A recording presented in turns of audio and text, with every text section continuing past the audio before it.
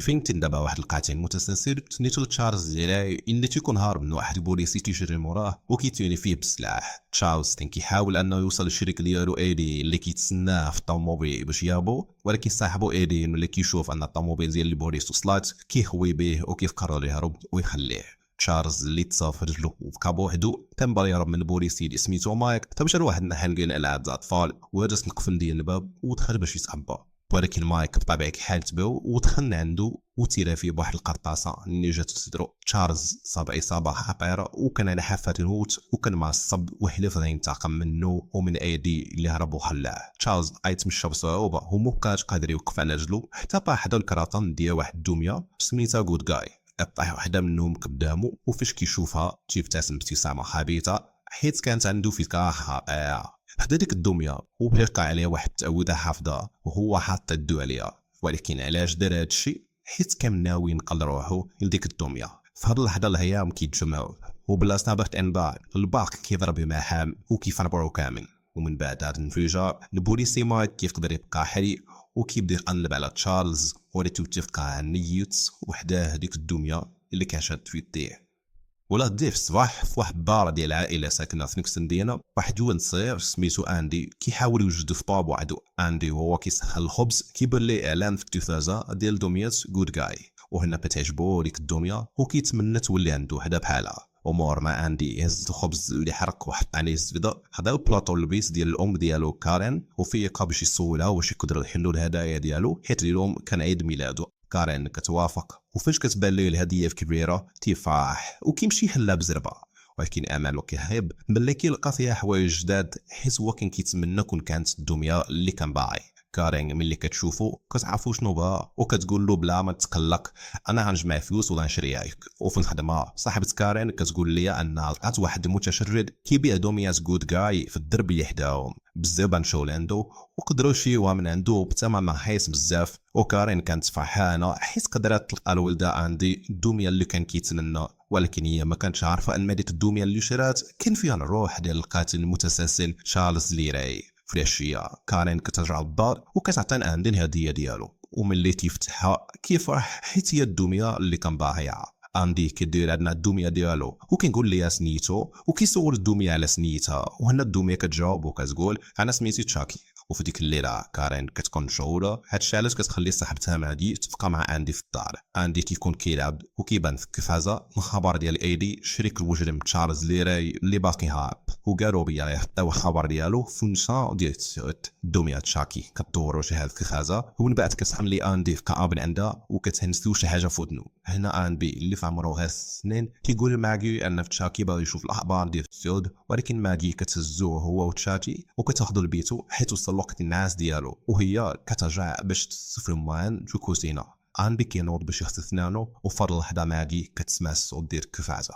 ملي كتمشي للصالون كيبان ليها تشاكي جالس على الكرسي وكيتفرج في الاخبار. ماجي كتطفي الكفازه وكتهز تشاكي وكتمشي عند اندي حيت كانت كتظن انه هو اللي شعل الكفازه، ولكن واخا قال ليها انه ماشي هو دائما كتسيقو. وفي وسط الليل ماجي كتكون جالسه في الصالون في هاد اللحظه دوينه تشاكي كتبدا تثلل وكتحاول توصل للباب. ماجي كتبدا تسمع شي صوت وكتبدا تخاف ومن بعد كتنوض وكتبدا تقلب في الدار، ولكن لا كيبان ليها والو وكتبدا تظن انها هي كتوهم. ولكن في هاد اللحظه تشاكي كيهز واحد الباكا وملي ماجي كبور تشاكي كيضرب على عينيها وماجي كتاكل وكطيح السرجم ديال الطابق السادس وكتموت. ومن مور ما كارين كترجع من الخدمه كيبانوا ليها البوليس والاسعاف قدام الدار كتجري مخلوعه للبارا باش تشوف اندي، وملي كتشوفو بخير كترتاح وكتسول المحققين علاش الواقع هنايا. ومور ما بعدو يا اندي باش ما يسمعهمش البوليسي مايك كيسلو كارين اللي تيقول ليها ان ماجي طاحت من السرجم والحاجه الوحيده اللي لقاوها هي اثار درجين ديال فوق الطحين هي كانها الارض. فاللحظه اندي كيجي لعندهم وكيقول كارين ان تشاكي بال يعرف شنو واقع، ولكن مو كتطلب منه يرجع لبيتو. اندي جي سمع الكلام ديالهم مشى لبيتو كيشوف صباط تشاكي وهي تحت وكيمشي يجري لعندهم باش يقول لهم ان اثار الاقدام اللي لقاو كانت اثار ديال تشاكي، ولكن شكون هيتسيق الكلام ديال دريس هاك. ومن مور ما الواقعين خرجوا كارين كتمشي لعندو وكتبدا تهضر معاه. اندي تيقول لي ان تشاكي حي وكيتكلم معاه وقال له ان سميتو تشارلز جيراي وان ما دي استحقاق داكشي اللي وقع عليها. وملي كارين كتسمعو وكيعجبها شي حال وكتعصب عليه حيت تيقولها في كلام على ماغي. كارين كانت مصدومه بهاد الاعداء اللي تيوقعوا وكتخلي اندي ينعس في فراشو وكتمشي. ولكن كارين فاش خرجات وقفات مور الباب وبقات كتصمت. وتشاتي ملي كيشوف الدول ديالها تيعرف انها نشات وبدات تتصرف بحال شي دوديه عاديه. ولا هد ليه كارين كتوصل اندي والدعسه ديالو ومن بعد كتسلم عليه وكيدخل المدرسه. ولكن هي من كتمشي اندي كيحل الباب وكيولي يخرج من المدرسه بان يشوفوا شي حد. اندي كيطلع في التران وفاش كينزل سما حتى تشاتي كيبدا يقول له فين يمشي. اندي وتشاتي كيوصلوا واحد الحي قديم وملي اندي تحب تشاتي على واحد الكرسي باش يقضي حاجته تشاتي كينوض وكيدخل واحد الدار قديمه فين كاين ايبي الشريك ديالو مخبي. وهنا كيبدا الانتقام ديالو. تشاتي كيتسلل للكوزينه وكيفتح غاز ديال الفهران. وفي هاد اللحظه ايدي تسنى شي حاجه وكينزل سبروج بشويه.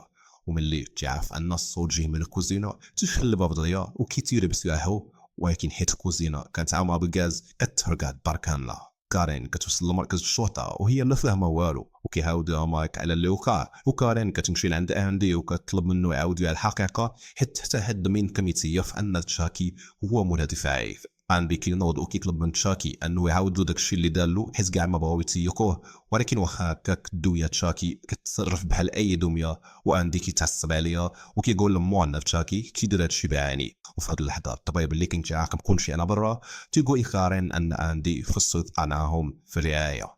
كارين كتخلي اندي وكتروح على الدار بوحدها مع تشاكي. ملي كتدخل كتطلب من تشاكي يقول شي حاجه ولكن كاع ما كيرد عليها. فكتقرر تجيب الكرتونه ديال الدميه باش تديو فيها. وملي كتهز الكرتونه ثم ديال البطاريات كيطيحوا منها كيفاش الدميه خدامه والبطاريات ديالها مزولين. القضيه فيها ان كارين هي مخلوعه كبور باش تشوف تشاكي ملي كتهز الدميه باش تتاكد وكتوقعش فيها البطاريات.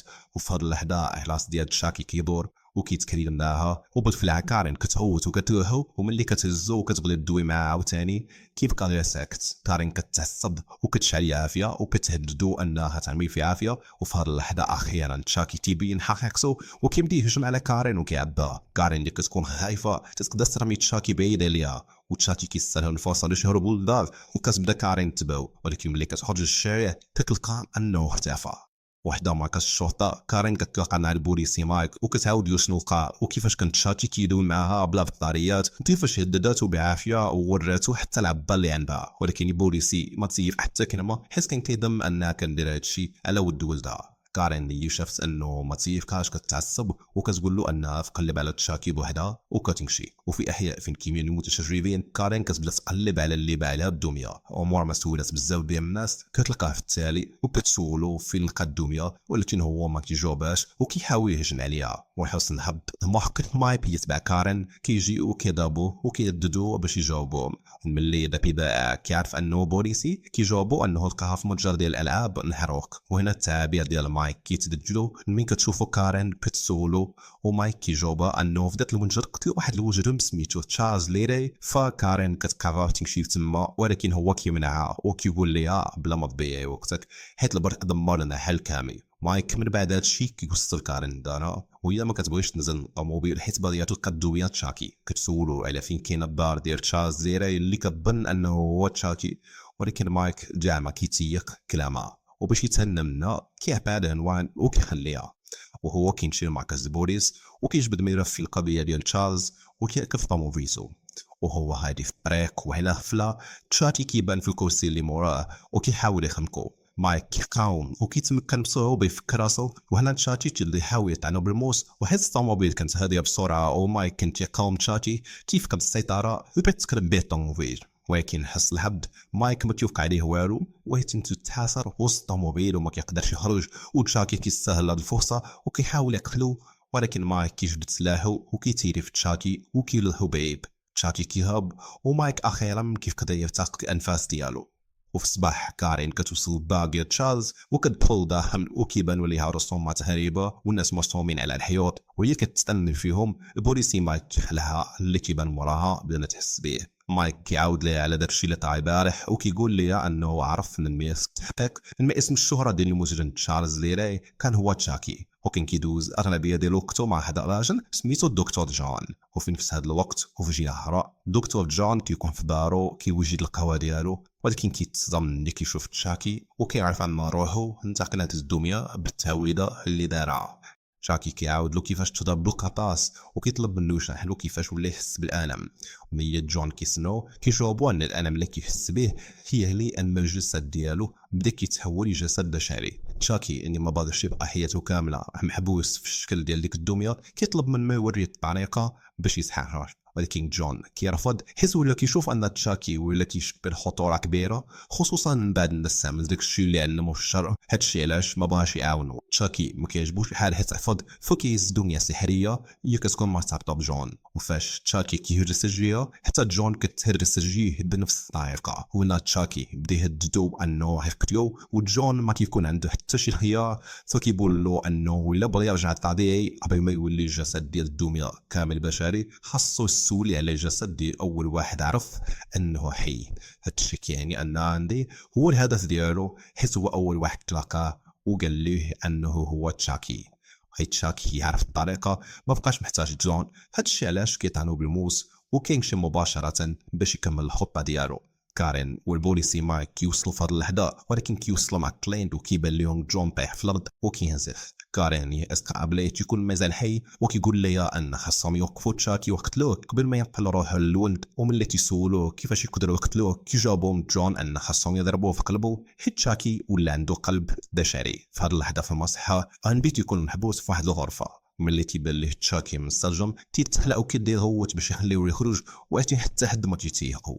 تشاكي تيتسنن وكيهز الصوت من الحارس، ومن بعد ما كيمشي للغرفه ديال اندي وملي كيدخل وكيحيد له باش يفانو تيفقى غير الخبيه. اما اندي في هاد اللحظه كيتسنن ليه كيحاول ينتما وكيتعبى في غرفه اخرى. اندي اللي كيكون خايف ان تشاكي يهجم عليه توصل عنده الطبيب تحاول يهزها للغرفه ديالو، ولكن تشاكي كيبان مور الطبيب وكيطعنو بالموس في رجلو. الطبيب كيطيح وتشاكي كيركب صايع كهربائي في راسو وكيقتلو. وهنا اندي كيستغل الفرصه وكيهرب، وكتوصل لكارين ومايك تما وكيتلاقاو بمحقق جاك صاحب مايك. وجاك كيقول لمايك ان اندي ساق قريب وهرب، وكيبان ان كارين كتعاونو. اما كارين كتكتشف من واحد بنت صغيره ان تشاكي كنت يقلب على اندي، ولكن اندي قدر يهرب ومشى للدار. وفي هاد اللحظه اندي كيوصل للدار وهو خايف وكيتعبى في خزانه تما، كيهز عصا ديال البيسبول باش يدافع على راسو وكيخرج من تما غير بشويه. وفين في هاد اللحظه تشاكي تيدخل للمدخنه، وفاش كيعرف فين مخبي اندي كيبدا يقرب هنا بشويه وكيبان قدام اندي تيحاول يضرب تشاكي ولكن ما كيفهش فيه وكطيح ليه العصا. تشاكي تيهزها وكيبدا يجري مع اندي اللي بدا كيهرب، واندي حتى ظن انه هرب وتشاكي كيحق عليه وكيضربو بالعصا على راسو وكيخليه يفقد الوعي. ومن بعد كيبدا يفقع التعويذه اللي كتسهل ليه يسوري على الجسد ديالو. هنا الهيام والباق كيبداو يتجمعوا، وقبل ما تشاكي يكمل في باكوس كارين والبوليسي كيدفعوا الباب، وكارين تتمشي تجازي عند اندي وتشاكي تيهجم عليها، وهنا البوليسي كيزو وكيلوحو بعيد.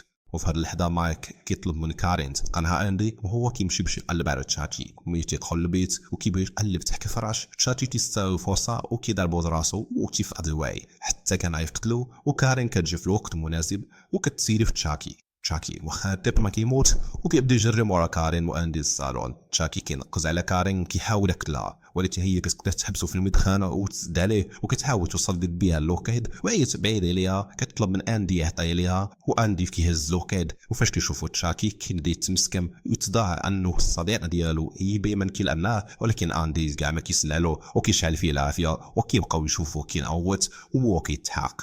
وفاضي حكا البوليسي كيفاق ملي كتشوفو كارين جروح كتطلب من اندي يجيب الدواء، ولكن فاش كيخرج كيتصدم ملي تيلقى ان تشاكي اختفى. اندي كيمشي تيجاني عند كارين، ولكن فضل اللحظه تشاكي كياكلو وكيكون كله محروق وباقي عايش وكيحاول يقتل اندي، ولكن كارين كتوصل في الوقت المناسب وكتاخذ اندي للبيت وكتسد موراها الباب وكتحاول تهرب من الباب الاخر. تشاكي كيدفع الباب وكيبدا يطاردهم ونعاهم عند الشرير وكيطلب منها تعطيه الولد. كارين كتشوف تشاكي كيقرب بتهز السلاح وكتبدا كيفك عليه القرطاس، وتشاكي كيطيح عليه راسو ولكن واخا بلا راس باقي كيتحرك. كارين تكمل تسير وكتحب عليه يديه ومن بعد رجليه وهي كتخوي كاع القرطاس اللي في السلاح. وهنا المحقق جاك صاحب مايك كيدخل التليفون وكيفهم والو ملي كيشوفها. وفاش جاك كيسول مايك شنو الواقع كيجاوبوا ان اندي كان عنده الصح والدميه كانت حيه وكانت خاص تقتنو، ولكن تبرعتو يحاسب جاك كاعنا كيتيكو. وملي جاك جاب الراس ديال تشاكي باش يورينا مايك انها دميه عاديه، هاد اللحظه تشاكي كتهلك وكتبزو وبصعوبه كارين كتقدر تهوسو نوت يوهو. تشاكي وخمك بحال راسو محروق تيحاول ينوض من جديد، ولكن هادو مع مايك ما كيعطيش فرصه وكيهز السلاح وكيطلق عليه قرطاسه مباشره في القلب. وكيف ما قال ليه الدكتور جون قبل القرطاسه كتفتح صدرو وتشاكي اخيرا كيوقف على الحركه. في الاخير كارين والمحققين تيكونوا تعرضوا لبزاف ديال الاصابات وكيستعدوا باش يمشيو ويداوروا راسهم. قبل ما يخرجوا من الدار انبي كيشوف الجثه المحروقه والمقطعه ديال تشاكي، وكيبان انه باقي حاسس بشي حاجه وكأن القصه نزال ما سالاتش.